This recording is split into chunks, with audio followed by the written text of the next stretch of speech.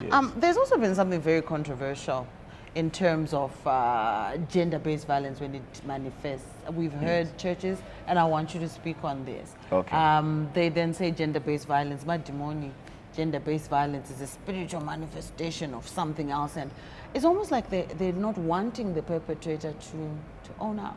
How do we deal with that? Is gender-based violence a spiritual affliction? Madimoni.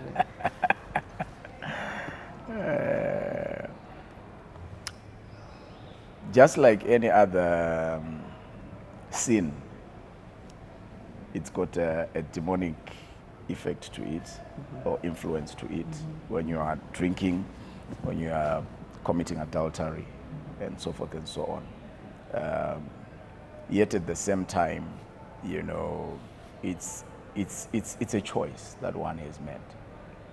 You know, because if I go and drink right now, I go and pick a prostitute. I've made a choice, but I've opened the door for Satan to come in and enter. You know, so some of these are just excuses where people don't want to take responsibility. You know, so it's issues of responsibility. Spirituality can be taken. You know, I think everything about our life is spiritual, and spirituality is ability to make a healthy moral choice. It's ability to make a healthy moral choice. You know what? I could beat you, but I would not. So issues of self-control come in there. So anyone who claims that they are a believer, they are a Christian, they are filled with the Holy Spirit, you know, and they beat someone, and then we say mad demon. For me, it's just irresponsibility. They should have made a decision. There are many things I look and say, you know what? I should have made a decision right here, and said no, and said yes, and said no, and said yes. Say, you know what? You've provoked me, but I will not beat you. I've been provoked many times, you know, sometimes by church members. You get provoked, you know, they'll come. You can see that, you know, you are being provoked to react. Satan. Exactly.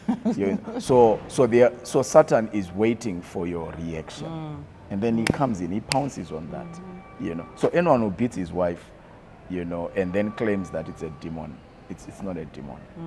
A case, Dr. Paul Enenche's church, one of the renowned praise and worship leader, was beaten to death by a congregant. not by a congregant, by a spouse who was very active in the church, you know, and so forth. And Dr. Paul Enenche cried when he was burying her, and then made a statement and said, please don't die when you can get out. Don't die when you can walk out, you know. Because she kept believing and thinking that it's going to be all right. It's going to be all right. It's going to be all right. We preach faith. We preach hope, you know. Yet at the same time, we don't ignore, you know, things that must be attended to as we walk in the journey of faith. Because the journey of faith is all about choices.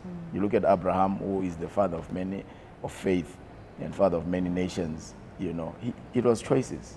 It was all choices from, you know, one place to another. It was his choice when Sarah said, sleep with my mate. It was his choice. He could have made a choice not to sleep with her, you know, but then it then created something else again on the sideline and all those kind of things. So it's choices. No one can, I think Satan anotoenda unamwati mwari but unyeberwa panapa.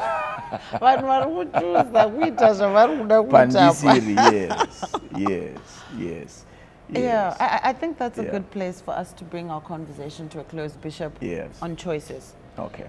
Bishop Khumalo says it's your choice to stay in an abusive situation. It's your choice to abuse. It's your choice to speak out, and it's your choice to continue in some of this very destructive behavior.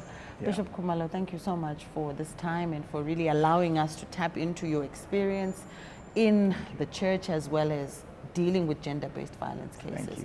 Thank you, Rombi. As we close off, what are your words of encouragement to someone in a situation where perhaps they're a victim of gender-based violence, they're a survivor of gender-based violence, maybe they're a perpetrator of gender-based violence? In closing. What I would say is for those that are victims, is that they should find someone to talk to.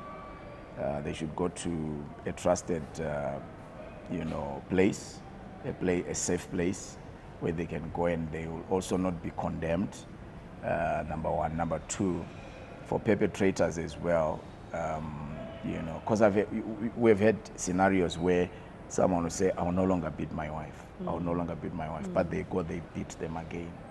They beat them again. So, you see, something you have never tested, you can easily overcome. But something you have tested before, you have to fight the test that you have tested.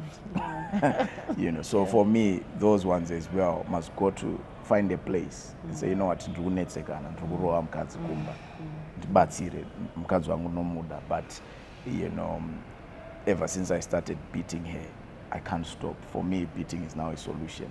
They also need help. They also need help, you know. So I would say people have to make choices.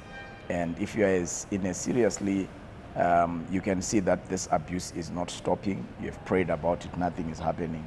You know, take a further step. Don't die in the name of love. That's what I would say. Don't die in the name of love. You know, or kuti vana vangu vachazoita say, I've always wanted my children to grow in a complete family circuit where there's mom and dad. You know, there are some things you will never control in life.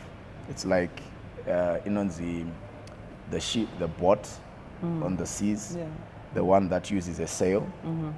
You know, you need the water to go to the other side. But there are things you can't control. The wind. You can't control the wind. Yes, But you need the water You do. that is being generated by the wind. You know, so you need to know how to sail and get over to the other side. So don't die in the name of love. Where you can see death is looming, don't die in the name of love. I'll say that and say it again and again. If my children, my daughter, I've got 3 daughters. If my daughter comes and tells me she's being abused and beaten, without thinking, I'll go and take her. I'll go and take her. Yes, ipapo. You know, yeah. So don't die in the name of love. Fantastic. Thank you, Rumbi. Thank you so much. That was Bishop Vusa Khumalo. He says he doesn't stand on ceremony, but I insist on calling him Bishop. Talking to us about Yes, gender-based violence in the church, and I really resonate with his message there. So please do not die in the name of love. Thank you so much, Bishop. Thank you. And Thank you. bless. Thank you to the viewers as well. Thank you so much. Well, there you have it. Gender-based violence does occur in the church. Gender-based violence exists everywhere. I hope that we can start to fight and continue to stand up for victims, for survivors, and ensure that perpetrators are brought to justice. Stay with us as we'll continue to bring you more content around ending and eliminating all forms of gender-based violence. My name is Rumbi, I'm the Legal Bay. Remember to like, follow, and subscribe all our content, and please do your bit to save someone experiencing gender-based violence.